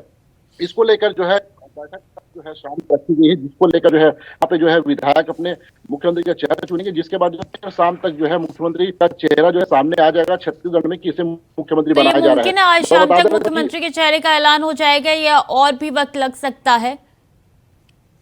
कल शाम तक जो है मुख्यमंत्री के चेहरे की नाम की जो चर्चा है वो स्पष्ट रूप से साफ हो जाएगी कि किससे मुख्यमंत्री बनाया जा सकता है। पहले ही मैं बता देना चाहूंगा कि केंद्रीय मंत्री जो रेणुका सिंह जो है वहां में जो है प्रदेश राष्ट्रीय अध्यक्ष जेपी नड्डा से मिलकर जो है उन्होंने इस्तीफा सौंप दिया। तो इस्तीफा सौंपने के बाद एक चीज साफ नजर आ गई है कि उन्हें जो है मुख्यमंत्री या बिल्कुल अब देखना होगा कि बीजेपी सरप्राइजिंग पार्टी कही जाती है और क्या सरप्राइज सच्ची में बीजेपी मुख्यमंत्री के चेहरे को लेकर दे सकती है छत्तीसगढ़ में। बहुत बहुत धन्यवाद आपका विकास तमाम जानकारियों के लिए। खबरों में आगे बढ़ेंगे। लखनऊ से बड़ी खबर है, सीएम योगी के दिल्ली दौरे से कैबिनेट विस्तार की चर्चा फिर तेज हो चुकी है। लंबे समय से ओपी राजभर और दारा सिंह चौहान को मंत्री बनाए जाने की चर्चा है। सीएम योगी ने दिल्ली दौरे के दौरान पीएम मोदी और गृह मंत्री अमित शाह से मुलाकात की है। बीजेपी अध्यक्ष जेपी नड्डा से भी सीएम योगी की मुलाकात हुई है। तो सीएम योगी के दिल्ली दौरे से कैबिनेट विस्तार की जो चर्चा है वो और तेज हो चुकी है। लंबे समय से ओपी राजभर और दारा सिंह चौहान को मंत्रिमंडल में जगह मिल सकती है, इसका कयास भी लंबे समय से लगाए जा रही है और चर्चाएं और तेज होती हुई नजर आ रही है, क्योंकि यहाँ पे न सिर्फ पीएम मोदी से मुलाकात की है सीएम योगी आदित्यनाथ ने, बल्कि जेपी नड्डा से भी उन्होंने मुलाकात की है और गृह मंत्री अमित शाह से भी वो मिले हैं। और इसलिए कहा जा रहा है कि ये चर्चाएं जो है वो अपने चरम पर है। दारा सिंह चौहान, ओपी राजभर, इनको जगह मिल सकती है मंत्रिमंडल में। हालांकि जब जब योगी आदित्यनाथ जाते हैं दिल्ली तब तब ये कयास लगाए जा सकते हैं कि अब दारा सिंह चौहान, ओपी राजभर के लिए कोई खुशखबरी लेके सामने आते रहेंगे। अब देखना होगा कि इस बार जब सीएम वापस आएंगे यूपी तब क्या खुशखबरी कुछ लेके आ सकते हैं। दोनों नेताओं के लिए बड़ा सवाल बना हुआ है। तो योगी कैबिनेट में विस्तार की चर्चाएं फिर तेज होती हुई नजर आ रही है, क्योंकि सीएम योगी आदित्यनाथ ने न सिर्फ जेपी नड्डा से मुलाकात की है बल्कि गृह मंत्री अमित शाह से भी वो मिले हैं और पीएम मोदी से भी मुलाकात की गई है। और कयास यही लगाए जा रहे हैं कि आलाकमान से मुलाकात कर मंत्रिमंडल में विस्तार की चर्चाएं जो है वो तेज हो सकती है। प्रियम पाठक ब्यूरो चीफ हमारे साथ जुड़ चुके हैं लखनऊ से। प्रियम, जब जब सीएम योगी आदित्यनाथ दिल्ली जाते हैं, आलाकमान से उनकी मुलाकात होती है, तब तब ये चर्चाएं जो है अपने चरम पर आ जाती है। एक बार फिर से ये चर्चाएं हो रही है कि मंत्रिमंडल का विस्तार हो सकता है।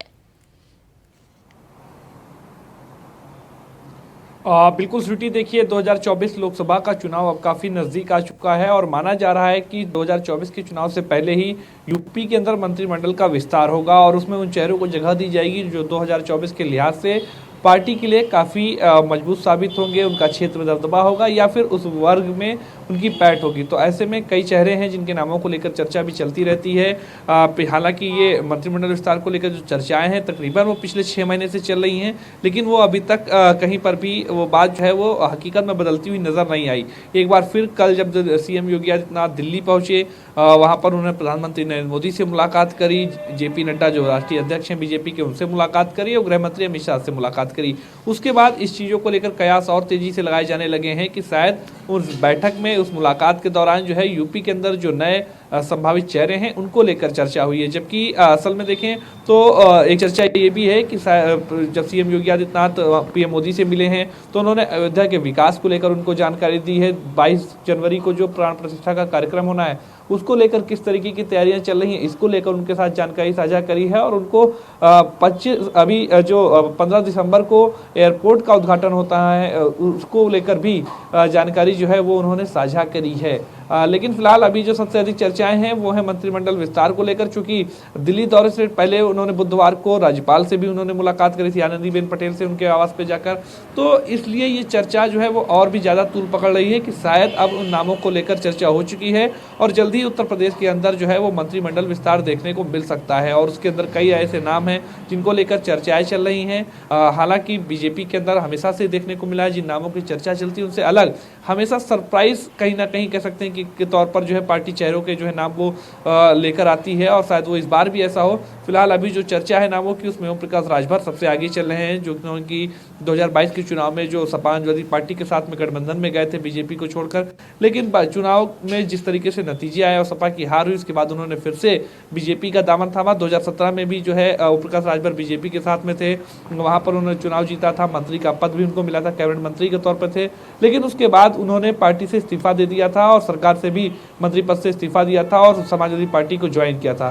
लेकिन अब एक बार फिर जब वो ठीक 2024 के जो लोकसभा का चुनाव है उससे पहले बीजेपी को उन्होंने ज्वाइन किया है, तो उनको उम्मीद है कि पार्टी उनको कहीं ना कहीं एक सौगात के तौर पर या उपहार के तौर पर कह सकते हैं कि मंत्री पद से जरूर नवाजेगी। तो इस बात को इनको पूरी उम्मीद है। तो इसलिए सबसे ऊपर जो नाम चल रहा है वो ओम प्रकाश राजभर का है। ठीक इसी तरीके का नाम की बात करें तो दारा सिंह चौहान है। 2022 के चुनाव से पहले उन्होंने पार्टी को बीजेपी को छोड़ते हुए समाजवादी पार्टी को ज्वाइन किया था। पिछली सरकार में, बीजेपी की सरकार में वो मंत्री भी थे, वन मंत्री थे, लेकिन इस बार उन्होंने जी बिल्कुल प्रियम, अब देखना होगा कि क्या कुछ सीएम योगी आदित्यनाथ आते हैं तो कहते हैं। बहुत बहुत धन्यवाद आपका तमाम जानकारियों के लिए।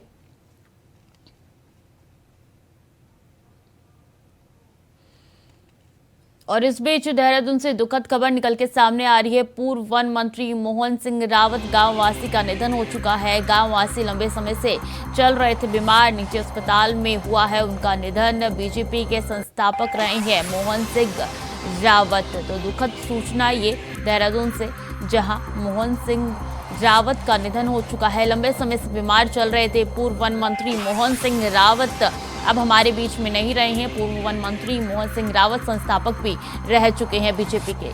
तुषार गुप्ता हमारे साथ जुड़ चुके हैं। तुषार, ये दुखद खबर निकल के देहरादून से सामने आ रही है। बीजेपी के संस्थापक रहे और पूर्व वन मंत्री जो मोहन सिंह रावत है उनका स्वर्गवास हो गया।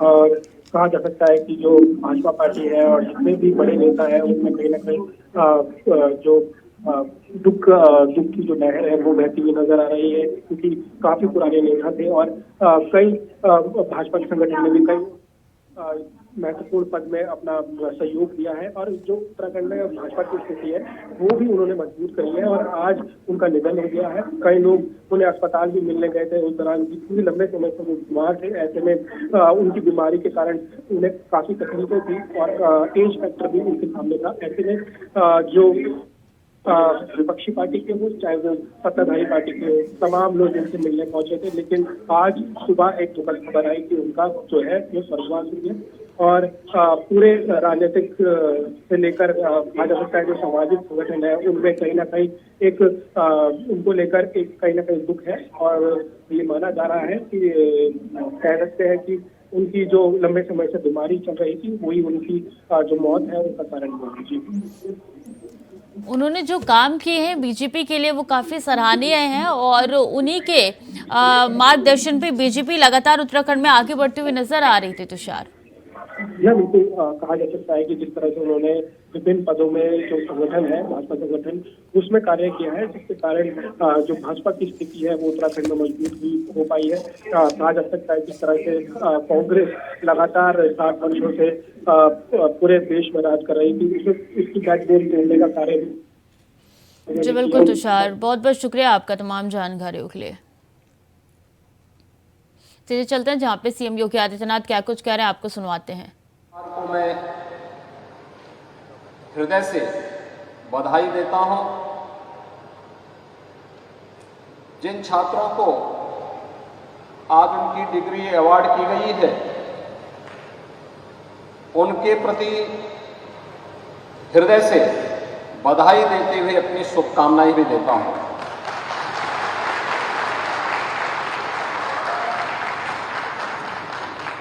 विशेष रूप से एक छात्र के रूप में और बाद में समाज के लिए एक रोल मॉडल के रूप में अपने आप को प्रस्तुत करने और आज वेनिट यूनिवर्सिटी के द्वारा उन्हें मानद उपाधि से सम्मानित किया गया है, श्री निखिल कामत का मैं हृदय से अभिनंदन भी करता हूं। मित्रों, हम सब जानते हैं कि आज के हमारे विश्वविद्यालयों के दीक्षांत समारोह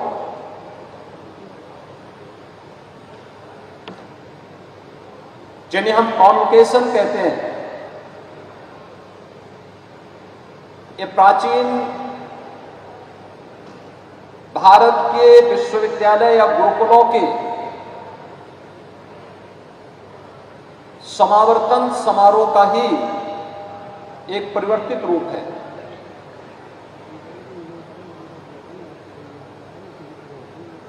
विश्वविद्यालय के कुलाधिपति जो अपना मार्गदर्शन यहाँ पे प्रस्तुत कर रहे थे, तो उन्होंने भारत की प्राचीन परंपरा के साथ साथ भारत को विश्व गुरु के रूप में स्थापित करने की बात कही। और ऐसा नहीं कि भारत विश्व गुरु के रूप में न रहा हो। प्राचीन काल के वे विश्वविद्यालय, चाहे वे नालंदा का विश्वविद्यालय रहा हो, तक्षशिला का विश्वविद्यालय रहा हो, विक्रमशिला के विश्वविद्यालय रहे हो, उत्तर में काशी, दक्षिण में कांची, मध्य में अवंतिकापुरी, पूरब में अगर हम देखें तो नवलद्वीप जैसे अनेक ऐसे प्राचीन विश्वविद्यालय या शिक्षा के केंद्र थे, जो न केवल अपने बृहत्तर भारत की बल्कि दुनिया के स्नातकों को न केवल शिक्षा और ज्ञानार्जन के, बल्कि उस कालखंड की दृश्य हम देखें और आज के परिप्रेक्ष्य में हम सोचें तो इनोवेशन, रिसर्च एंड डेवलपमेंट के सबसे बेहतरीन केंद्र माने जाते थे। और उस समय के समावर्तन समारोह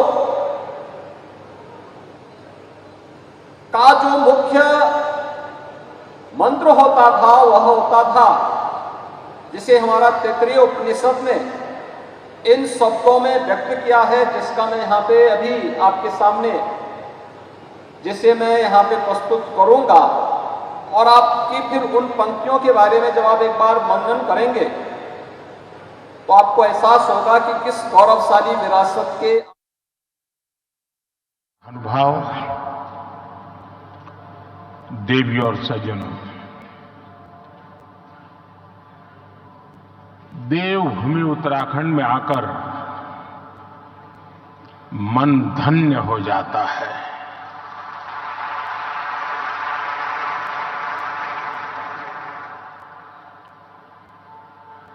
कुछ वर्ष पहले जब मैं बाबा केदार के दर्शन के लिए निकला था तो अचानक मेरे मुंह से निकला था कि 21वीं सदी का ये तीसरा दशक उत्तराखंड का दशक है।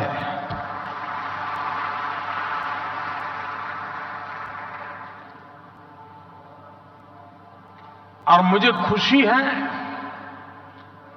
कि अपने उस कथन को मैं लगातार चरितार्थ होते हुए देख रहा हूं। आप सभी को भी इस गौरव से जुड़ने के लिए, उत्तराखंड की विकास यात्रा से जुड़ने का एक बहुत बड़ा अवसर मिल रहा है। बीते दिनों उत्तरकाशी में टनल से हमारे श्रमिक भाइयों को सुरक्षित निकालने का जो सफल अभियान चला, उसके लिए मैं राज्य सरकार समेत सभी का विशेष तौर पर अभिनंदन करता हूं। साथियों, उत्तराखंड वो राज्य है जहां आपको डिविनिटी और डेवलपमेंट दोनों का अनुभव एक साथ होता है। और मैंने तो उत्तराखंड की भावनाओं और संभावनाओं को निकट से देखा है, मैंने उसे जिया है, अनुभव किया है। एक कविता मुझे याद आती है जो मैंने उत्तराखंड के लिए कही थी।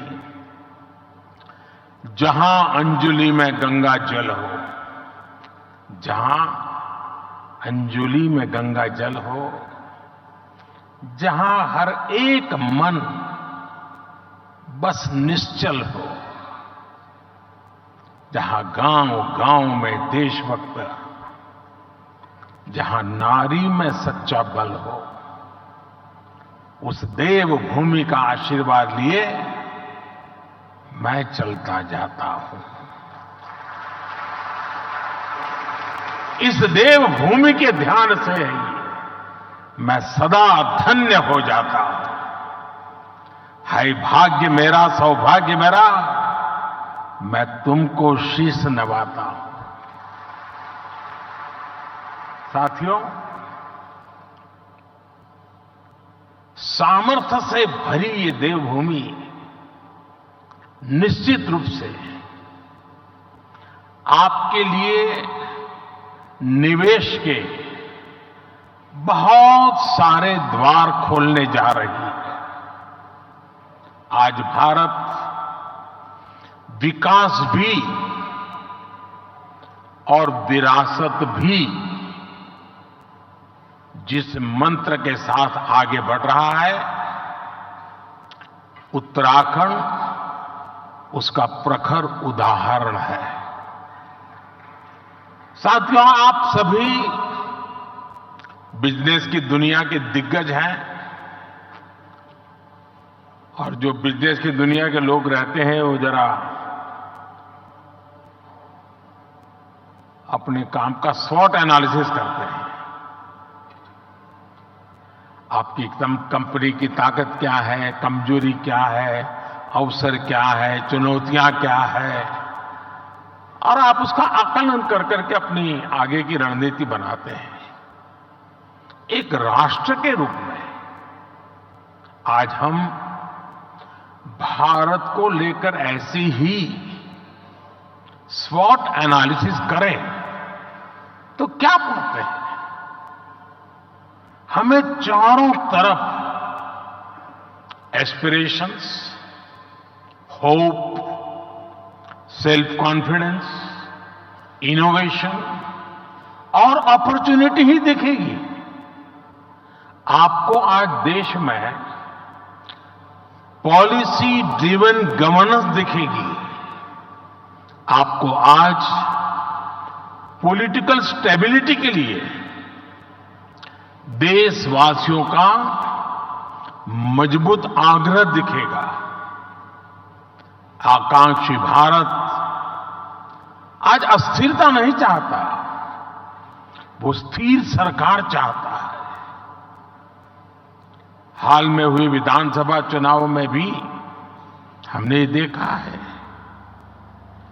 और उत्तराखंड के लोगों ने पहले ही करके दिखाया है। जनता ने स्थिर और मजबूत सरकारों के लिए जनादेश दिया है। जनता ने गुड गवर्नेंस के लिए वोट दिया, गवर्नेंस के ट्रैक रिकॉर्ड के आधार पर वोट दिया है। आज भारत और भारतीयों को दुनिया जिस उम्मीद और सम्मान से देख रही है, और अभी सभी उद्योग जगत के लोगों ने इस बात का जिक्र भी किया, हर भारतीय एक दायित्व के रूप में इसे ले रहा है। हर देशवासी को लगता है कि विकसित भारत का निर्माण उसकी अपनी जिम्मेदारी है, हर देशवासी की जिम्मेदारी है। इसी आत्मविश्वास का परिणाम है कि कोरोना महासंकट और युद्धों के संकट के बावजूद भारत इतनी तेजी से विकसित हो रहा है। आपने देखा है कि कोरोना वैक्सीन हो या फिर इकोनॉमी पॉलिसीज, भारत ने अपनी नीतियां, अपने सामर्थ्य पर भरोसा किया। उसी कारण आज भारत बाकी बड़ी अर्थव्यवस्थाओं की तुलना में अलग ही लीग में दिखता है। राष्ट्रीय स्तर पर भारत की इस मजबूती का फायदा उत्तराखंड समेत देश के हर राज्य को हो रहा है। साथियों, इन परिस्थितियों में उत्तराखंड इसलिए भी विशेष हो और स्वाभाविक हो जाता है क्योंकि यहां डबल इंजन सरकार है। उत्तराखंड में डबल इंजन सरकार के डबल प्रयास चारों तरफ दिख रहा है। राज्य सरकार अपनी तरफ से जमीनी सच्चाई को समझते हुए यहां तेजी से काम कर रही है। इसके अलावा भारत सरकार की योजनाओं, हमारे विजन को भी यहां की सरकार उतनी ही तेजी से जमीन पर उतारती है। आप देखिए, आज भारत सरकार 21वीं सदी के आधुनिक कनेक्टिविटी के इंफ्रास्ट्रक्चर पर उत्तराखंड में अभूतपूर्व इन्वेस्टमेंट कर रही है। केंद्र सरकार के इन प्रयासों के बीच राज्य सरकार भी छोटे शहरों और गांव कस्बों को जोड़ने के लिए पूरी शक्ति से काम कर रही है। आज उत्तराखंड में गांव की सड़कें हो या फिर चार धाम महामार्ग, इन पर अभूतपूर्व गति से काम चल रहा है। वो दिन दूर नहीं जब दिल्ली देहरादून एक्सप्रेसवे से दिल्ली और देहरादून की दूरी 2.5 घंटे होने वाली है। देहरादून और पंतनगर के एयरपोर्ट के विस्तार से एयर कनेक्टिविटी सशक्त होगी। यहां की सरकार हेली टैक्सी सेवाओं को राज्य के भीतर विस्तार दे रही है। ऋषिकेश, कर्णप्रयाग, ये रेल लाइन से यहां की रेल कनेक्टिविटी सशक्त होने वाली है। आधुनिक कनेक्टिविटी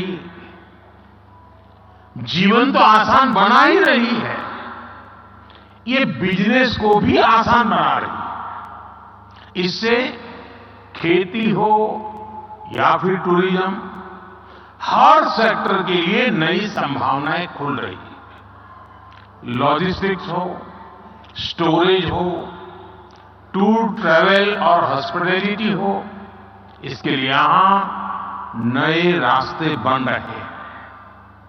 और ये हर नया रास्ता हर इन्वेस्टर के लिए एक गोल्डन अपॉर्चुनिटी लेकर आया है। साथियों, पहले की सरकारों की अप्रोच थी कि जो इलाके सीमा पर है उन्हें ऐसा रखा जाए कि एक्सेस कम से कम हो। डबल इंजन सरकार ने इस सोच को भी बदला है।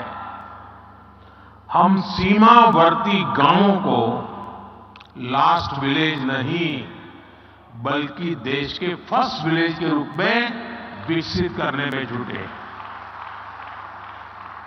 हमने एस्पिरेशनल डिस्ट्रिक्ट प्रोग्राम चलाया, अब एस्पिरेशनल ब्लॉक प्रोग्राम चला रहे हैं। ऐसे गांव, ऐसे क्षेत्र जो विकास के हर पहलू में पीछे थे, उन्हें आगे लाया जा रहा है।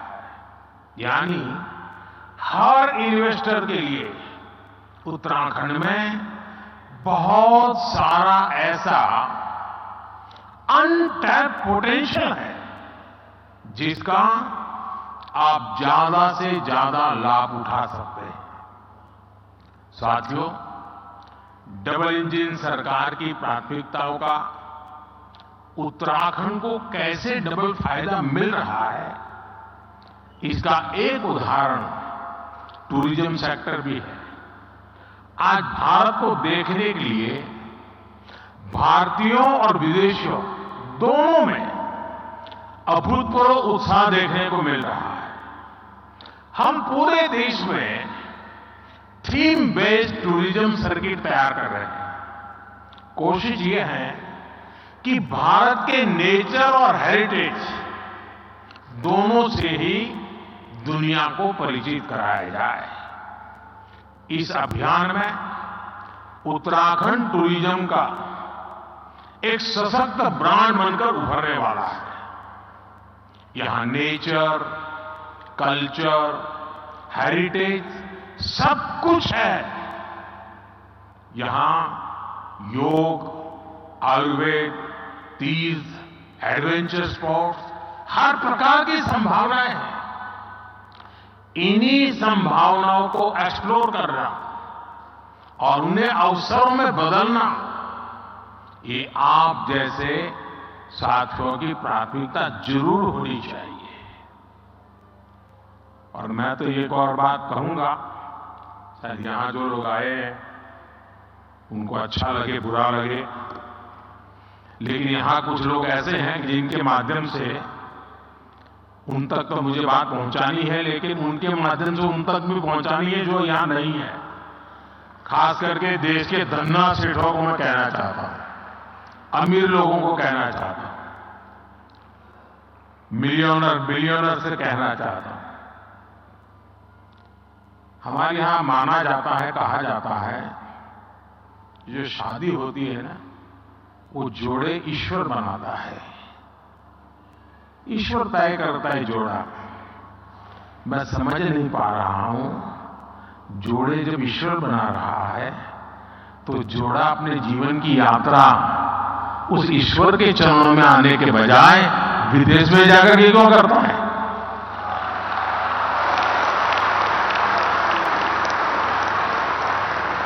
और मैं तो चाहता हूं मेरे देश के नौजवानों को, मेक इन इंडिया जैसे है ना, वैसे ही एक मूवमेंट चलना चाहिए, मेड इन इंडिया।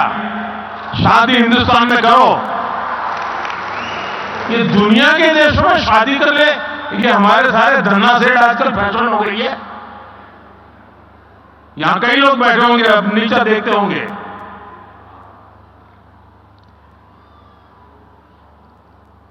और मैं तो चाहूंगा आप कुछ इन्वेस्टमेंट कर पाओ ना कर पाओ छोड़ो, हो सकता है सब लोग ना करें, कम से कम आने वाले 5 साल में आपके परिवार की एक डेस्टिनेशन शादी उत्तराखंड में करिए।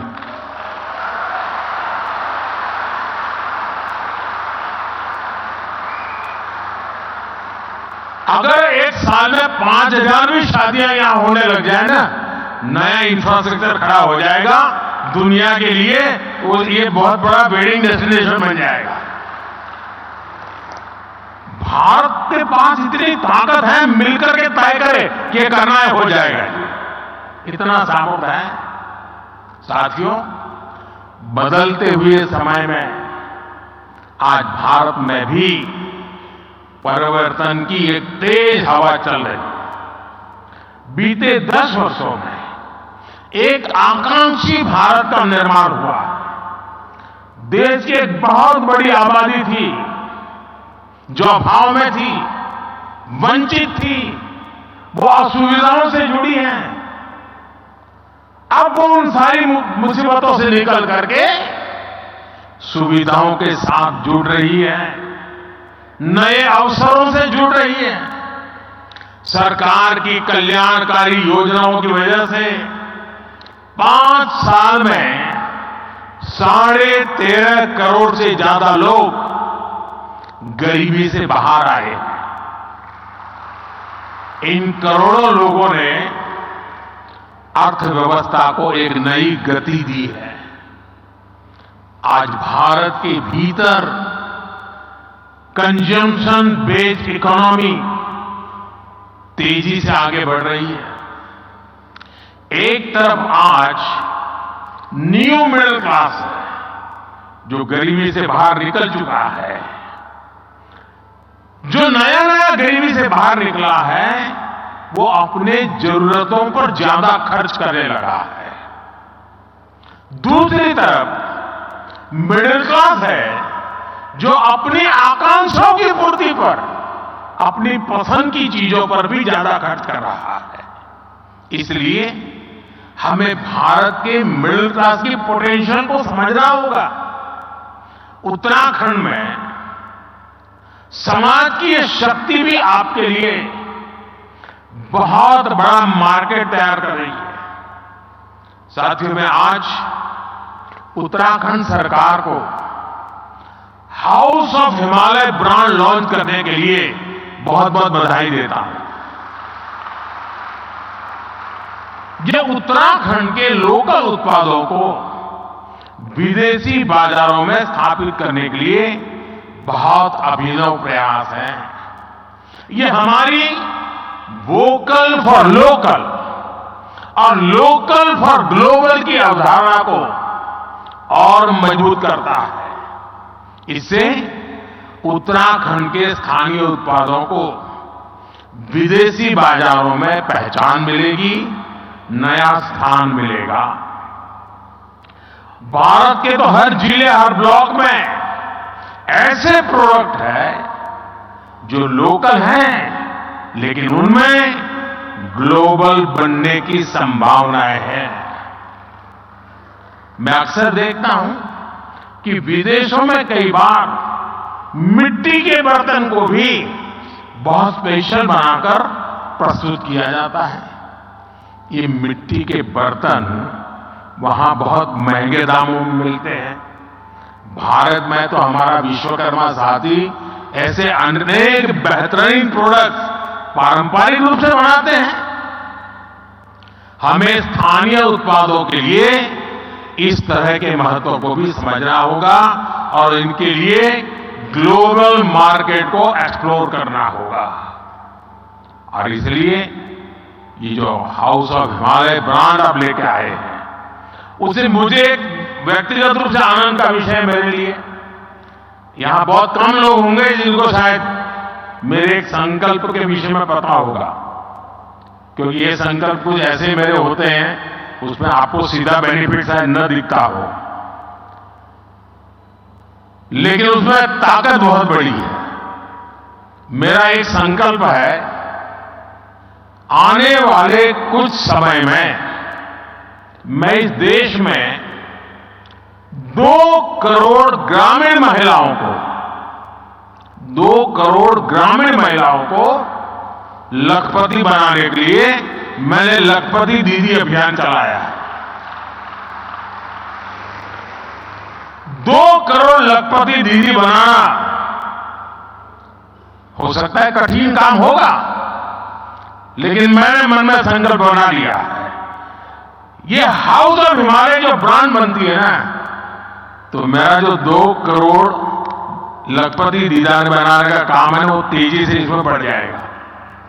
और इसलिए भी मैं धन्यवाद करता हूं। साथियों, आप भी एक बिजनेस के रूप में यहां के अलग अलग जिलों में ऐसे प्रोडक्ट्स की पहचान करें। हमारी बहनों के सेल्फ हेल्प ग्रुप्स हो, एफपीओज हो, उनके साथ मिलकर नई संभावनाओं को तलाश करें। ये लोकल को ग्लोबल बनाने के लिए एक अद्भुत पार्टनरशिप हो सकती है। साथियों, इस बार लाल किले से मैंने कहा है कि विकसित भारत के निर्माण के लिए नेशनल कैरेक्टर, राष्ट्रीय चरित्र को सशक्त करना होगा। हम जो भी करें वो विश्व में श्रेष्ठ हो। हमारे स्टैंडर्ड दुनिया फॉलो करे। हमारी manufacturing zero effect, zero defect के सिद्धांत पर हो। एक्सपोर्ट ओरिएंटेड मैन्युफैक्चरिंग कैसे बढ़े, हमें अब इस पर फोकस करना है। केंद्र सरकार ने पीएलआई जैसा एक महत्वाकांक्षी अभियान चलाया है। इसमें क्रिटिकल सेक्टर्स के लिए एक इकोसिस्टम बनाने का संकल्प स्पष्ट दिखता है। इसमें आप जैसे साथियों की भी बहुत बड़ी भूमिका है। ये लोकल सप्लाई चेन को, हमारे एमएसएमईज को मजबूत करने का समय है, उस पर निवेश करने का समय है। हमें भारत में ऐसी सप्लाई चेन विकसित करनी है कि हम दूसरे देशों पर कम से कम निर्भर हो। हमें उस पुरानी मानसिकता से भी बाहर आना है कि फला जगह कोई चीज कम कीमत में उपलब्ध है तो वहीं से इंपोर्ट कर दो। इसका बहुत बड़ा नुकसान हमने झेला है। आप सभी उद्यमियों को भारत में ही कैपेसिटी बिल्डिंग पर भी उतना ही जोर देना चाहिए। जितना फोकस हमें एक्सपोर्ट को बढ़ाने पर करना है, उतना ही अधिक बल इंपोर्ट को घटाने पर भी देना है। हम 15 लाख करोड़ रुपए का पेट्रोलियम प्रोडक्ट हर साल इंपोर्ट करते हैं। कोयला प्रधान देश होते हुए भी हम 4 लाख करोड़ का कोयला हर साल इंपोर्ट करते हैं। पिछले 10 वर्षों में देश में दलहन और तिलहन इसके इंपोर्ट को कम करने के लिए अनेक प्रयास हुए हैं, लेकिन आज भी देश को 15,000 करोड़ रुपए से ज्यादा की दालें बाहर से इंपोर्ट करनी पड़ रही है। अगर भारत दाल के मामले में आत्मनिर्भर होगा तो ये पैसा देश के ही किसानों के पास से जाएगा। साथियों, आज हम न्यूट्रिशन के नाम पर, और मैं तो देखता हूं किसी भी मिडिल क्लास फैमिली के यहां भोजन के लिए चले जाइए,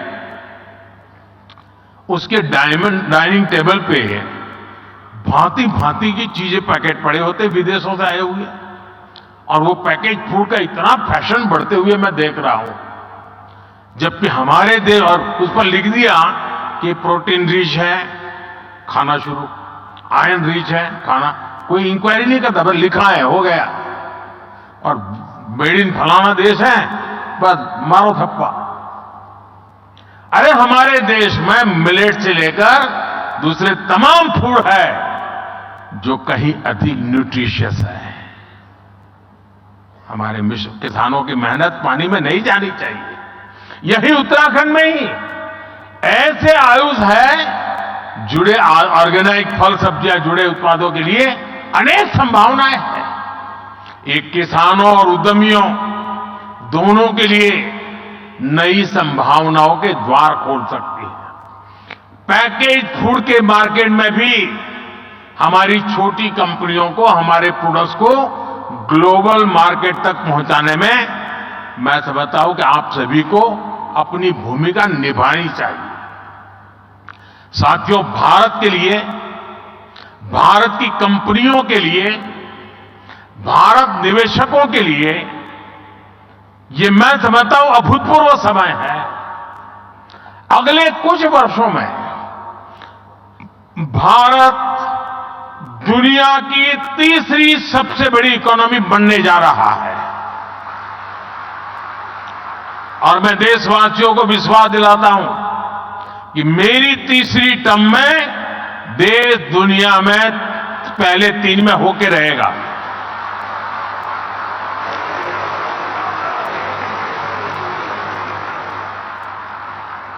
स्थिर सरकार, सपोर्टिव पॉलिसी सिस्टम, रिफॉर्म से ट्रांसफॉर्म की मानसिकता और विकसित होने का आत्मविश्वास, ऐसा संयोग पहली बार बना है। इसलिए मैं कहता हूं यही समय है, सही समय है, ये भारत का समय है।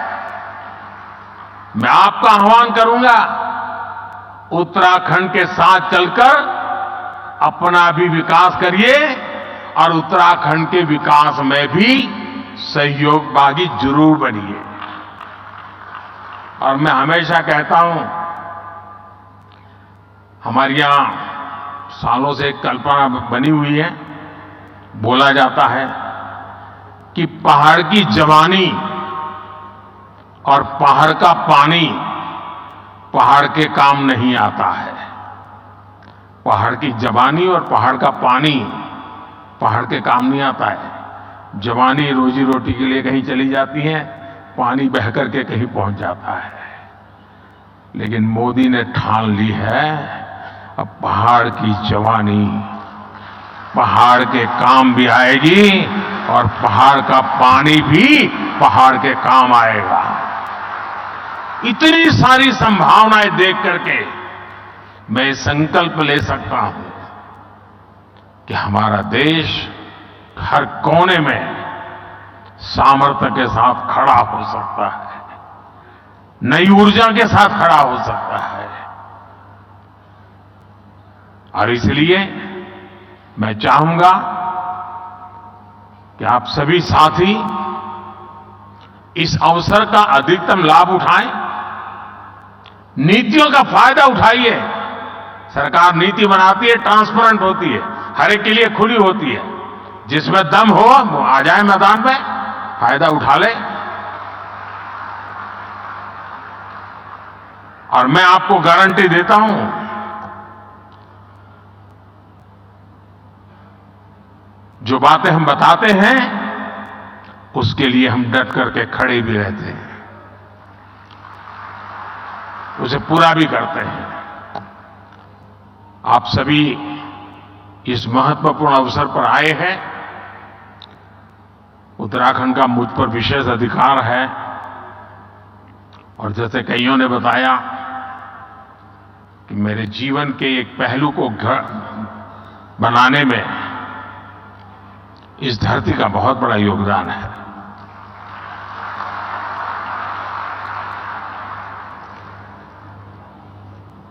अगर उसे कुछ लौटाने का अवसर मिलता है तो उसका आनंद भी कुछ और होता है। और इसलिए मैं आपको निमंत्रित करता हूं, आइए इस पवित्र धरती की चरण माथे पर लेकर के चल पड़िए। आपकी विकास यात्रा में कभी कोई रुकावट नहीं आएगी।